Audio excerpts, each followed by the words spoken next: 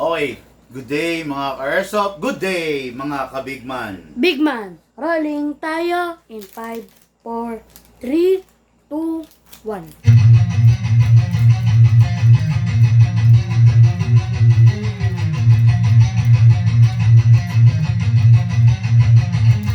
Magsatabi sa daan, huwag kang babangga. Papasok si Big Man, may dala na banda. Minsan siniraan, pero di pinansin.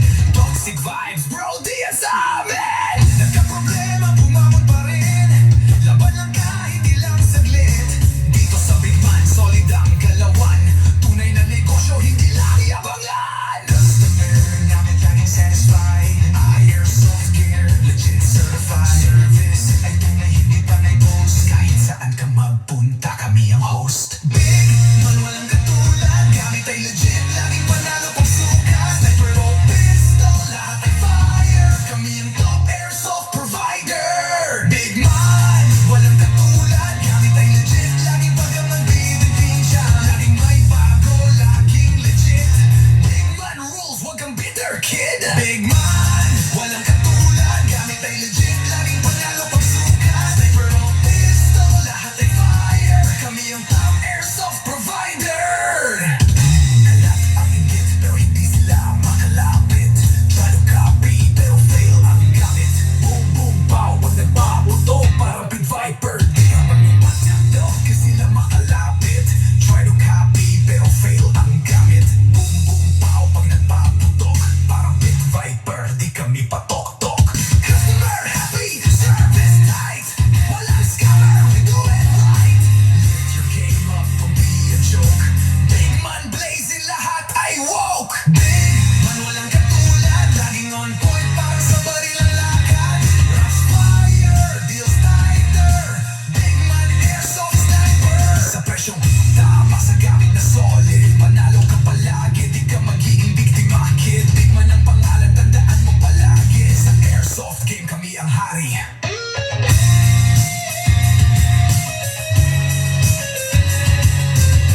Big Man, di mo kayang tapatan.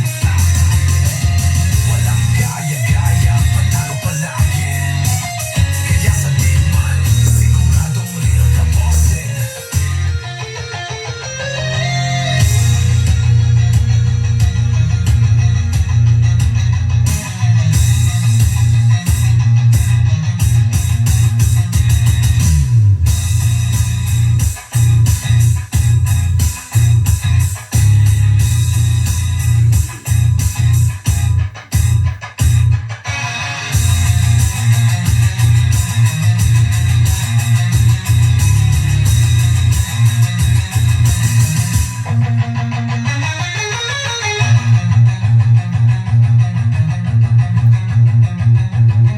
Big Man, mukha yang tapatan.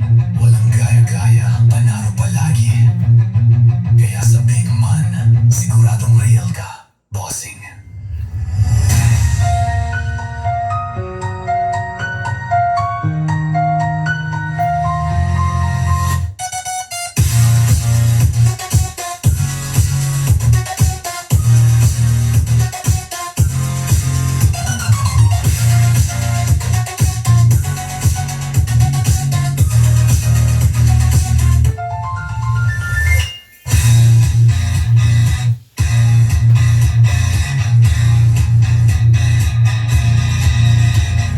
Okay, good day sa inyo lahat mga ka-airsoft. Nandito na naman po tayo sa isang hapon ng Review and Unbox.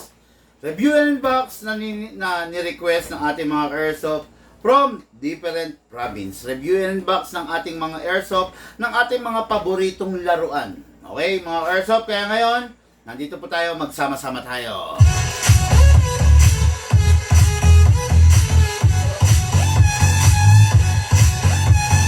Okay, shout out, good day and good afternoon kay Sir Justin Cuervo, Birac, Catanduanes.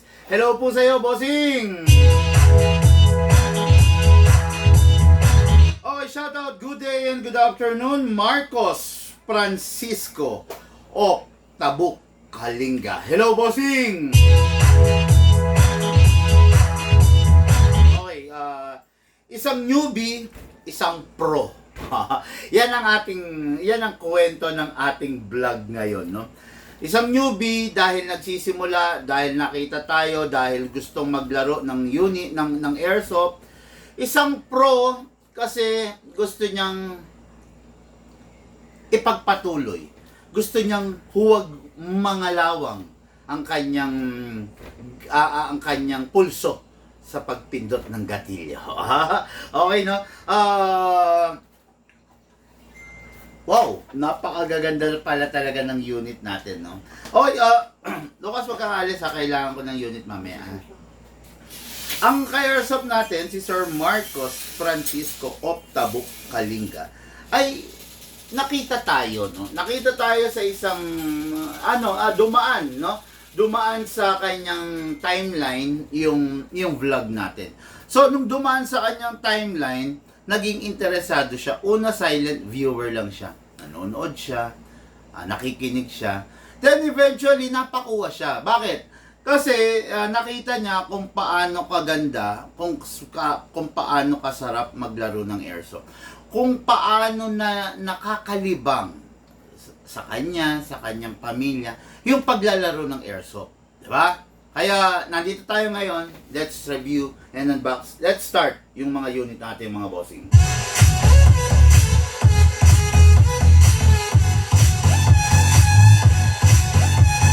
Okay, sabi ni Richard Ancheta Cabato, good afternoon po from Tayug, Pangasinan.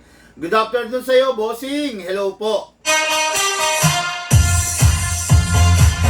Okay, unit ng ating airsoft. This is the Glock 23. Okay, Glock 23. Ang asawa nito is si Glock 19. Okay? Si Glock 23, mas maliit di hamak kesa kay Glock 18. I'll show you an example, no? Glock 18 and Glock... Wala akong block. Okay na? Okay. This is an example of a Glock 18. Makikita nyo, may single fire, may rapid fire. This is an example of Glock 23. Makikita nyo, may single fire and rapid fire. The standard size of a pistol na Glock is 17 and 18. Yan yung standard na size, no? So, this is a, kumbaga masasabi natin, mas maliit ng bahagya compare kay Glock 18. This is the Glock 18. Pagpasensyahan nyo na, silver lang ang available ko. And this is the Glock 23. Okay? Mas maliit siya ng kaunti, mas maliit siya ng bahagya. Kumbaga, kasing size nga talaga niya si Glock 19. Yan. Kikita nyo naman, ha? Again, the standard size is si Glock 18 or 17. Tapos, ang small size niya is si Glock 23 or si Glock 19. Meron pa rin mas maliit dito. Si Glock 26 at saka si Glock 27. No? Yun yung mag-asawa. 26, 27, 19 and 23, 17 and 18, 34 and 35. Yan, magkakaasawa yan. 34, 35, 18 and 17, 19 and 23, 27 and 26. Ayun, 27 and 26. 5 different version ng Glock. Iba't ibang size, iba't ibang purpose, iba't ibang lakas, iba't iba ang tikas, at iba't iba ang forma. Okay? So, ngayon, this is the Glock 23. Equipped siya with single fire and rapid fire. Dual firing mode, no? May single, may rapid. Okay. What is good and special about the Glock? Ang Glock, sa totoo lang, the best to pag ang gagamit bata, the best pag ang gagamit babae. Sakto-sakto, kayang-kayang sakmalin, kayang-kayang iputok. Hindi mahihirapan, in short, no? Medyo alangan lang to pag ang gagamit lalaki. Kasi syempre ang lalaki, normal na nag-expect yan ng firepower, ng lakas, no? Hindi kayang ibigay ni Glock yung ina-expect nyo na lakas. Ang lakas ni Glock kasi, eksakto lang, sakto lang, tamang-tama lang. So, hindi niya kaya yung talagang madidiin, talagang matitinding lakas. No? Tamang-tama lang, saktong lakas lang. Yun lang ang kakayanan ni Glock. Okay. This unit is equipped with a dual firing mode. Then, syempre, Meron din magazine, di ba? Ngayon, ang magazine niya, hindi kasing dami ng malalaman ng magazine ng standard na Glock. Okay? Yung standard kasi na Glock is roughly 27 rounds yung kaya niyang mailagay, no? This one is 23 rounds only kasi mas maliit siya. Okay? 27 maximum ng isa, this one is 23 rounds. Mas maliit. Okay? Ngayon, number 1. Lalagyan ko lang yung tape ng itong silicone oil ko. Laging laging naalis.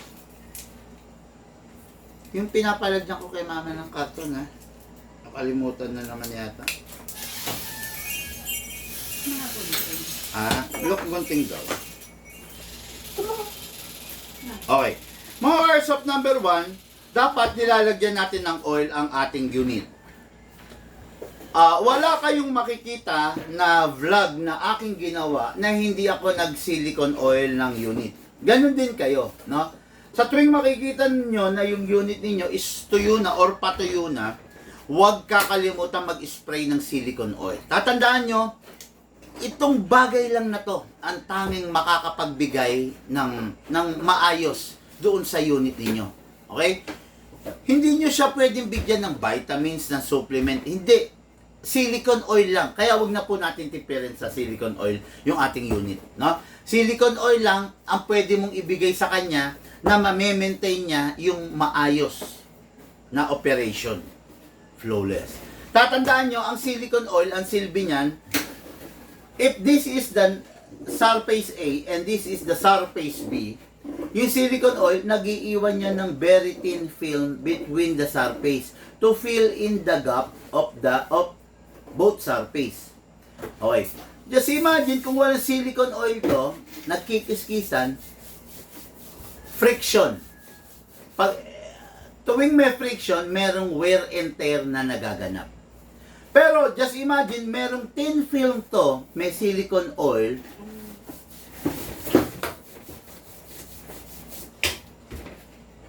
walang friction. Okay? Magkaiba ang lubricating oil sa silicone oil. Kung ano man ang pinakaiba niyan, i-discuss natin yan sa susunod na na kwentuhan session at tanungan portion. Okay, no? I-elaborate natin yan, i-discuss natin yan. Kaya lang isusulat ko para hindi ko makalimutan, no? Yan.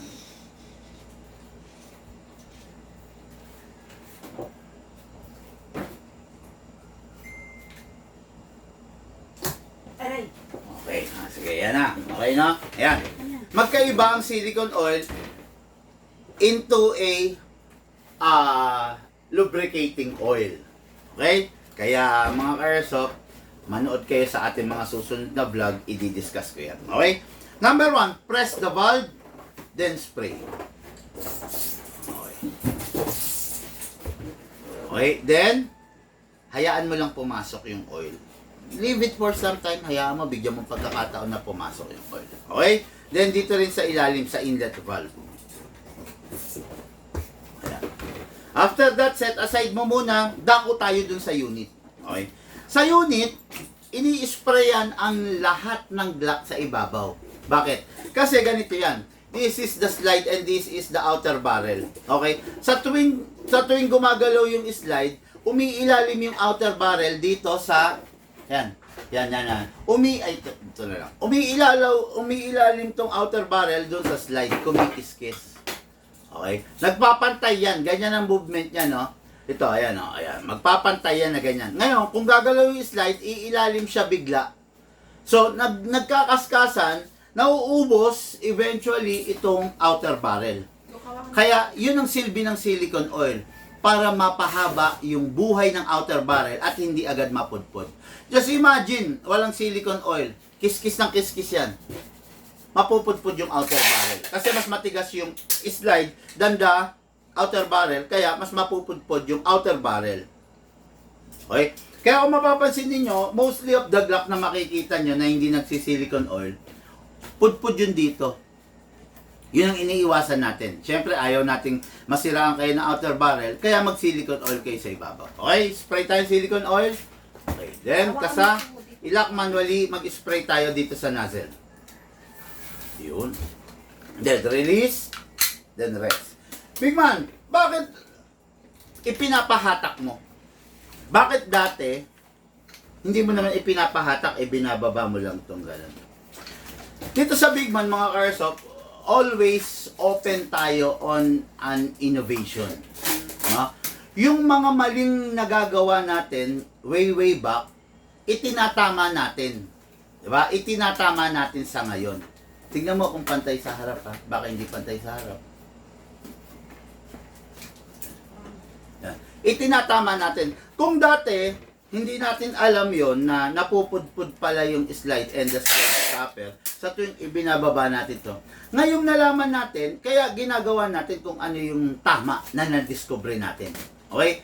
Nadiscover natin na sa tuwing ibababa to, nagkakaroon ng lamat, nagkakaroon ng marka sa slide stopper. Kaya hindi na natin siya hinahatak pababa. Bagkos hinahatak natin yung slide, bababa siya, then ayun. Pakita ko sa inyo malapitan, ha.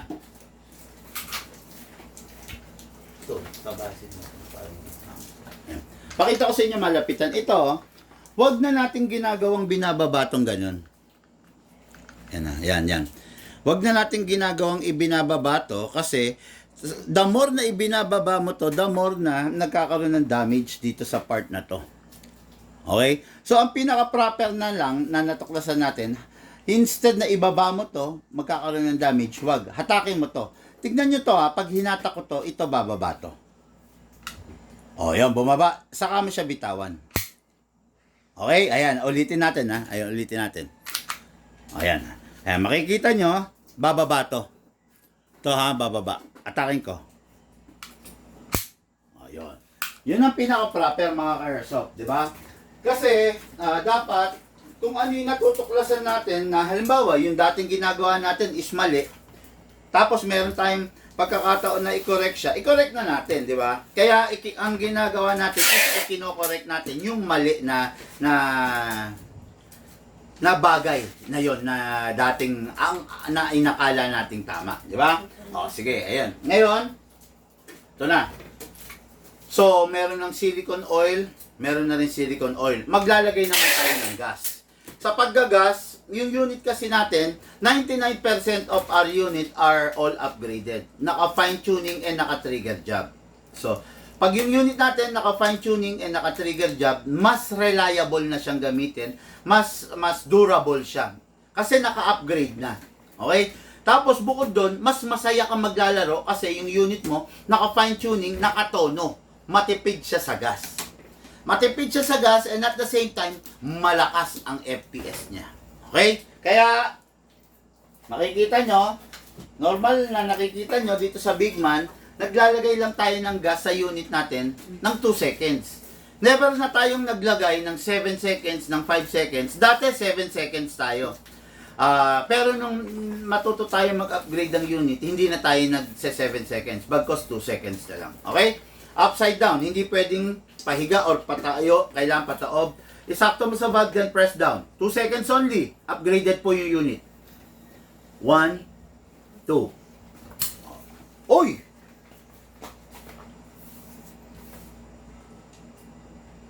Okay, wala. Akala ko meron. Okay, naglagay tayo ng 2 seconds lang. 2 seconds lang na gas. Yan na.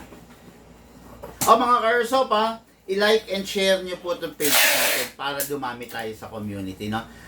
Simple lang, i-hit nyo lang yung like button and share button. Tapos, i-follow nyo na rin itong page natin. Okay? Yan. Ngayon, ito na. Meron na itong gas, meron na ring oil. Maglalagay tayo ngayon ng bibis, ng bala.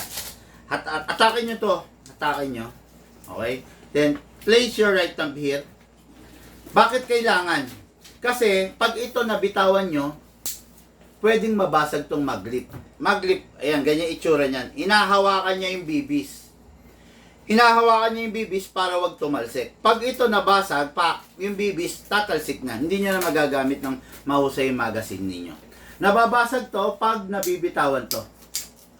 Okay? Atake pababa, then place your other thumb here, then hold it tight. Sigurado hindi mo mabibitawan na pag nakababa na, then dito mo ilalagay yung bala. Pump lang po tayo. Okay? Much better if you have the, what do we call, the speed loader. Pag wala ka kasing speed loader, ang tendency is yung unit mo, ayan, katulad yan, bungi-bungi tuloy. No?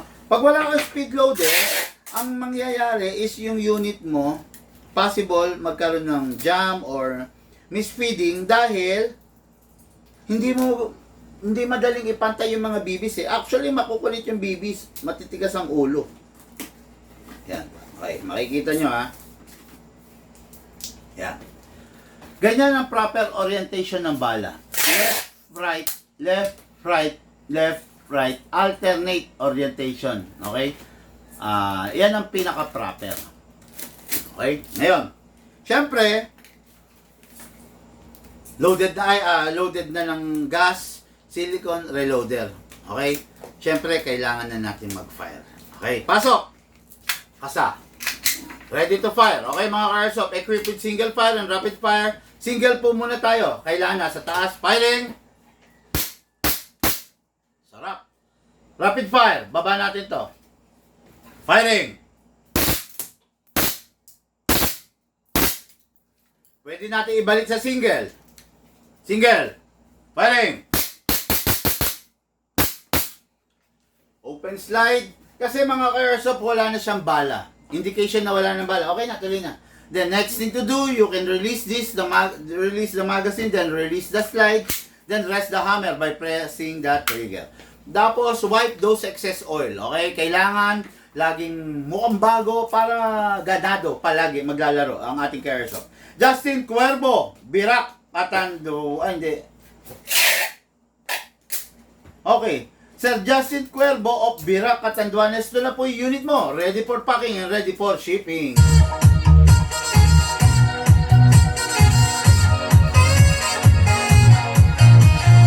Okay mga ka-airsoft, nakita nyo naman, nilagyan ko siya 2 seconds, di ba? Tapos nag-rapid fire tayo. Alam nyo ba na ang rapid fire magastos sa gas? Nag-rapid fire tayo, magastos sa gas ang rapid fire. Ngayon, naglagay tayo rito 2 seconds lang. Tignan natin ngayon kung ilan pa ang kaya niyang iputok after na mag-rapid fire tayo kanina. Malakas sa gas ang rapid fire. Mas malakas kumpara mo sa single fire. Nag-rapid tayo. Tignan natin ngayon, di ba? Kung anong kalagayan na ba nito, di ba? Sige. Ganun mo lang, kahit paha lang. Kasi tatakpan mo pa naman yan, di ba? O, hindi na ba? Okay. Yan. Okay. Hindi na tatalsik. Na? Ayan. Ginawa ni Ma'am Sally, target natin. Dahil sa sobrang lakas, putya, yung bibis, tumatagos na dun sa lata. No? Sa liso. Okay, tignan natin kung ilan pang kayang iputok. Okay. Nagpaputok tayo kanina. 23 rounds. Dugtong natin. 24, 25, 26, 27, 28, 29, 30. O, naka 30 rounds na tayo mga ka-airsoft. Diba? Tignan natin. Pair 1, 2, 3, 4, 5, 6, 7, 8, 9, 10. Oh, ano na tayo? Naka 40 rounds. Diba? Meron pa ba? Meron pa. Kasi malamig pa yung magazine natin. Okay? Sa tuwing malamig yung magazine natin, indikasyon yun na meron pang green gas sa loob. No? Kasi, kaya lumalamig yung magazine kasi may activities na nangyayari dun sa hangin while we are firing. Okay? Kaya ngayon, tingnan natin yan. Dahil nga meron pa, 40 kanina, 4, 1, 2, 3, 4, 5, 6, 7, 8, 9, 10. Oh. 2 seconds nilagyan natin, nag-rapid tayo kanina, tapos single-single, 50 rounds na. Kinaya niya na. May 50 rounds na. Okay?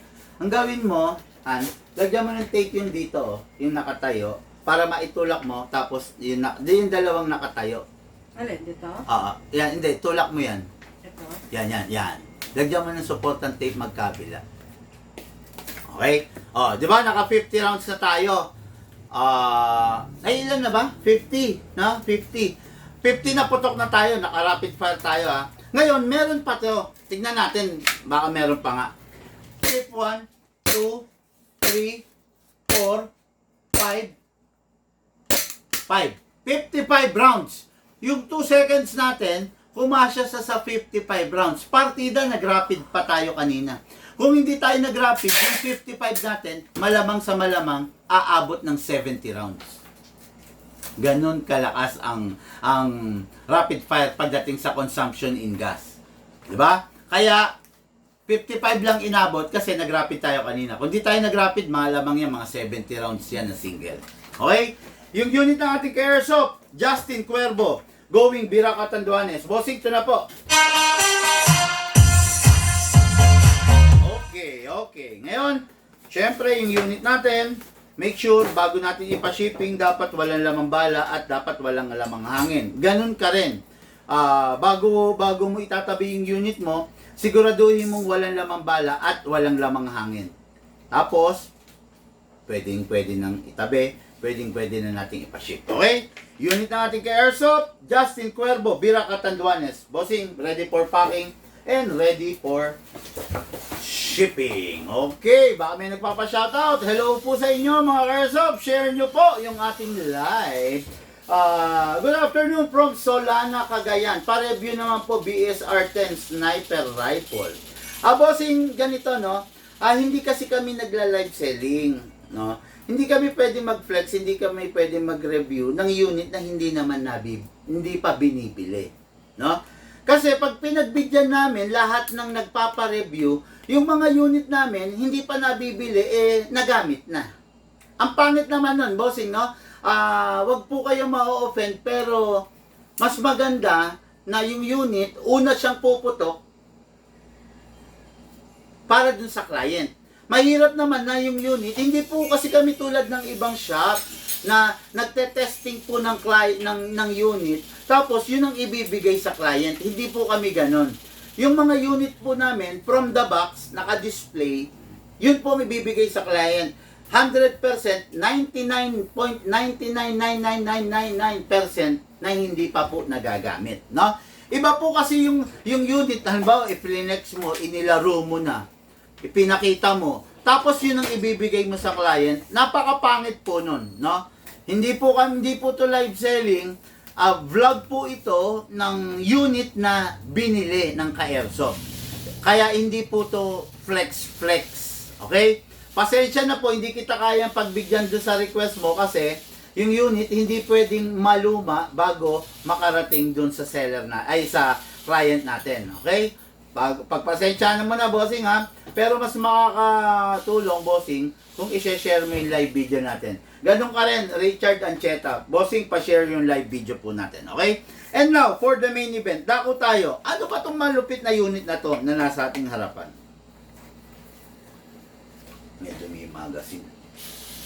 Okay. Actually, itong unit na to is one of the best unit pagdating sa race gun. This is a full setup of 2401, the 7.0 Infinity. Okay?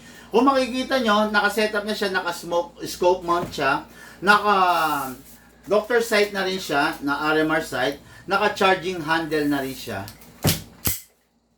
Diba? At makikita nyo ito, naka-compensator siya. Hindi never kayo makakakita ng ganitong setup na ng unit. Dito lang sa Big Man. Okay? Itong unit na to, naka-fine tuning, naka-trigger job, naka-fixed outer barrel, naka-hop-up protection pad, naka-hammer protection pad, at naka-hop-up rubber. Ang kargang upgrade nito, 5. Tapos, upgraded pa ng panlabas. Di ba? Ayan, makikita nyo, naka-scope mount. Meron ng RMR sight. Okay? Ito, red dot sight to. Tapos, naka-charging handle na rin siya. Upgraded in and out. Labas at loob naka-upgrade. Okay? Dito lang kayo makakita ng ganyan sa Bigman. Never naman kasi nag-upgrade yung iba niyan. Kami lang. Kasi, performance grade unit, what we are trying to promote sa ating mga ka-airsoft, no? Gusto natin, yung unit na mapupunta sa ka-airsoft is yung unit talaga na best of the best. Press the valve, then spray. Okay, after that, sa ilalim, spray din. Yun, okay, no? Ngayon, dako tayo sa unit, mga ka-airsoft, no? Paano ko malalaman kung ilang minutes na ako? Doon pa sa live button.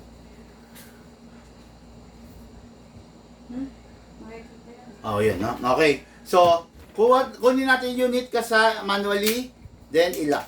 Ilock sa slide stopper. Spray sa slide stopper. Okay, spray sa nozzle. Yun. Oh! Grabe! Ang upgrade pala nitong unit na to, fixed outer barrel, fine tuning, trigger job, hammer protection pad, hop-up rubber, at saka naka big bore nozzle. Naka big bore nozzle na siya. Hindi na siya yung ordinary nozzle. Pag big bore nozzle, ibig sabihin malaki. Malaking bore. Malaking butas. Pag malaki yung butas, mas malakas. Kasi syempre, mas maraming hangin na binibigay. Okay? Naka big bore nozzle. Nasipat ko lang. Okay. Tapos itong unit na to is a competition grade unit.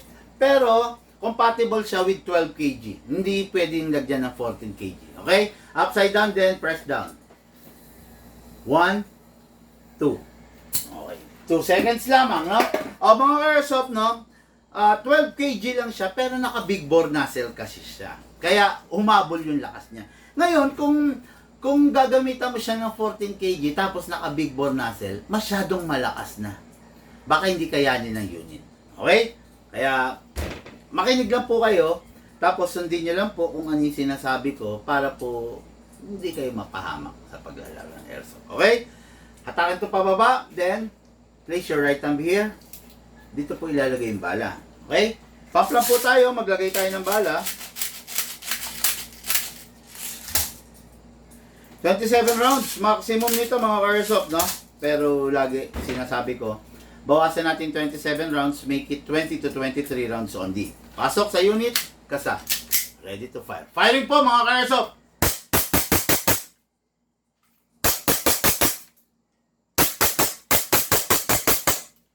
Open slide kasi po wala na siyang bala. Next thing to do, release the magazine. Siyempre, release the slide. Then rest the hammer by pressing the trigger. Okay. Napakasarap ng unit kasi competition grade, no? Pag competition grade kasi unit, sa totoo lang, talagang panalong-panalo ka, di ba? O tapos, yan, competition grade. Nakita niyo naman yung dami ng pinutok natin, 25 rounds. Ang tanong, meron pa kaya to? Anong hula nyo mga ka-airsoft? Meron pa kaya tong laman? Di ba? Alam nyo naman, upgraded yung unit. Ngayon, magkaalaman kung meron pang natitira ritong laman. Tignan natin mga ka-airsoft, no? Pasok natin. Pasa. 25, 26, 7, 8, 9, 10. Di 30 na. 30 na yung pinutok natin. 1, 2, 3, 4, 5, 6, 7, 8, 9, 10. 30 na yung pinutok natin. Ang lamig ng magazine natin. Ibig sabihin, meron pang laman. 30 na. So, nag-10 pa tayo, di 40 rounds na. So, mga ka-airsoft, ang pinutok natin is 40 rounds. Biruin nyo yung 40 rounds na ipinutok natin. 2 seconds lang tayo nag-gas. Diba? Upgraded kasi unit.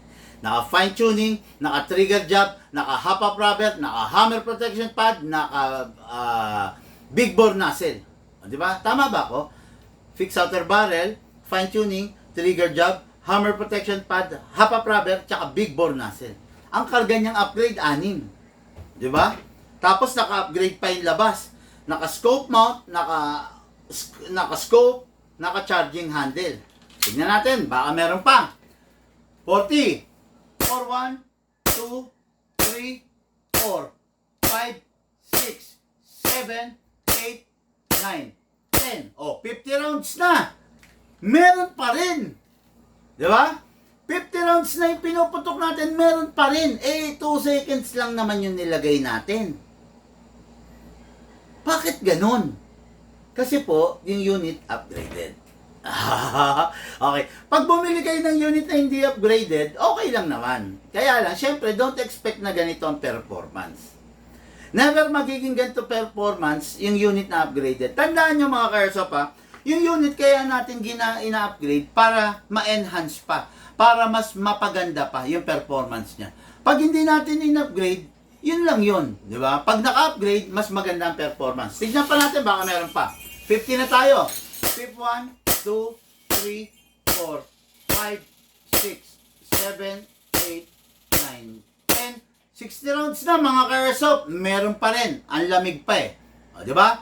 Saan ka makakakita ng unit na nilagyan mo lang ng gas na 2 seconds, pumuputok ng 60 rounds? Tingnan natin, baka meron pa. 1, 2, 3, 4, 5, 6, 7, 8, 9, 10. 60 plus 10, 70 rounds. Oh, di ba? Kita nyo? 70 rounds ang ipinutok noong 2 seconds na nilagay natin gas. Di ba? Hindi ba napakaganda na yung unit mo napakatipid pero malakas tapos nag-e-enjoy ka sa paglalaro? Di ba? O sige, tingnan natin. Ilan na tayo? 70? 70. Ha? 70. 70 ba? Okay. 1, 2, 3, 4, 5, 75 rounds. 2 seconds, nilagay natin na gas, pumotok siya, 75 rounds. Not bad. Napakalupit, napakaganda. Unit ng ating ka-airsoft, Marcos Francisco of Tabuk, Kalinga. Bossing, ito na po yung unit mo, ready for packing and ready for shipping. Napakaganda, napakalupit, napakasarap na unit para sa ating mga ka-airsoft. Okay? Isang Virac Catanduanes at saka isang Tabuk Kalinga, magkaling lugar, nagkasundo na maglaro ng airsoft. Mga airsoft, lahat po tayo nagmula sa iba't ibang larangan, pinagbuklod, pinag-isa ng iisang libangan. Yun po ang paglalaro ng airsoft, hatid po sa inyo ng inyong lingkod, Big Man. Thank you po!